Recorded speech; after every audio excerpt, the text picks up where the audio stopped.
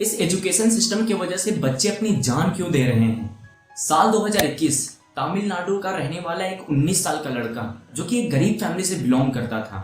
उनके माँ बाप का सपना था कि मेरा बेटा बड़ा होकर एक अच्छा डॉक्टर बने, और माँ बाप का सपना कहीं ना कहीं बच्चे का भी सपना बन चुका था। इसलिए उसने सच्ची लगन के साथ नीट की तैयारी करनी शुरू कर दी। फाइनली वो दिन आ गया जिस दिन उसके एग्जाम थे। वो सुबह उठता है, सुबह उठकर बिना ब्रेकफास्ट किए हुए अपनी सेंटर की तरफ चला जाता है।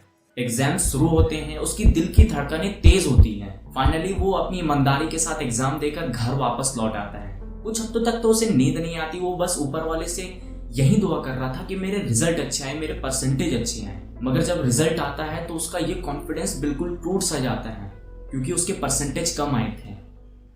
उसके दोस्त उसे समझाने की कोशिश करते हैं, देख परसेंटेज तेरी लाइफ डिसाइड नहीं करती। दुनिया में जितने भी बड़े बड़े लोग हैं, जितने भी सक्सेसफुल लोग हैं, उन्होंने सबसे पहले फेलियर का सीढ़ी चढ़ा, क्योंकि फेलियर ही हमें सक्सेस होना सिखाता है। मगर उन सभी बातों का उस पर असर नहीं हो रहा था। वो बस एक ही चीज सोचे जा रहा था कि मेरे पेरेंट्स पता नहीं इस रिजल्ट को देखने के बाद क्या सोचेंगे, उनके ऊपर क्या गुजरेगी, क्या बीतेगी। एंड इन्हीं सब बातों की वजह से उसने अपने आप को कमरे में लॉक कर लिया। हालांकि उसके दोस्त दरवाजा खटखटाए, खोलने की कोशिश की, बट दरवाजा नहीं खुला।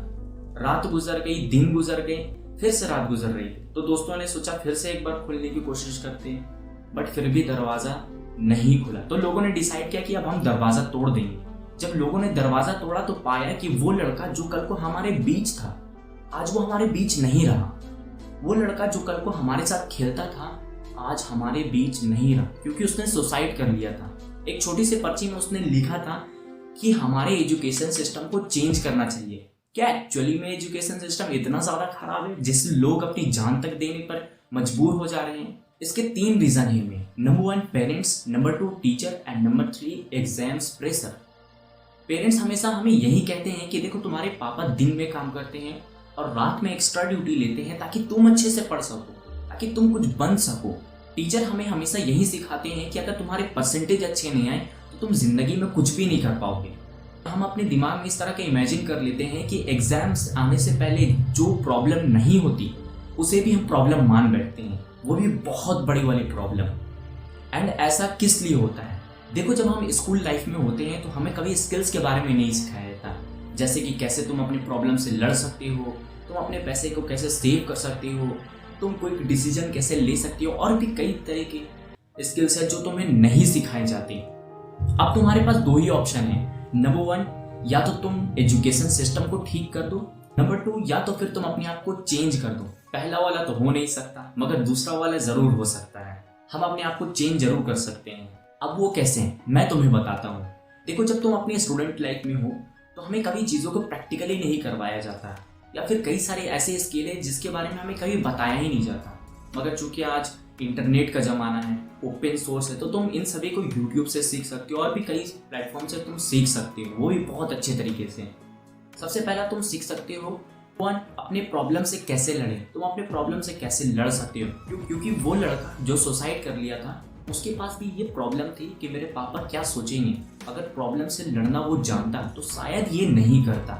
Number 2 decision making. उसने सुसाइड करने का डिसीजन लिया। अगर तुम्हें सही से डिसीजन मेकिंग आता होगा तो तुम आगे के बारे में सोचोगे कि अगर मैं मर जाऊंगा यार तो मेरे पेरेंट्स के ऊपर क्या गुजरेगी, मेरे पेरेंट्स का कौन सहारा होगा फ्यूचर में जाकर के।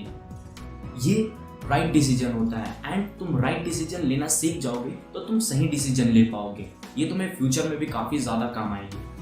एंड नंबर 3, जब भी तुम पढ़ते हो तो अपने आप से 3 सवाल जरूर पूछा करो। नंबर 1, कि तुम क्यों पढ़ रहे हो। नंबर 2, तुम्हारे फील्ड में इसका प्रैक्टिकली यूज़ कहाँ है। एंड नंबर 3, उसे बार बार प्रैक्टिकली तुम करने की कोशिश करो, क्योंकि टीचर हमें नहीं सिखाते। आजकल कई सारे ऐसे इंस्टीट्यूट है, कई सारे ऐसे कोचिंग है जो कि चीज़ों को प्रैक्टिकली करवा रहे हैं, क्योंकि उन्हें पता है बच्चे प्रैक्टिकली ज़्यादा बेहतर तरीके से समझते हैं और याद कर पाते हैं।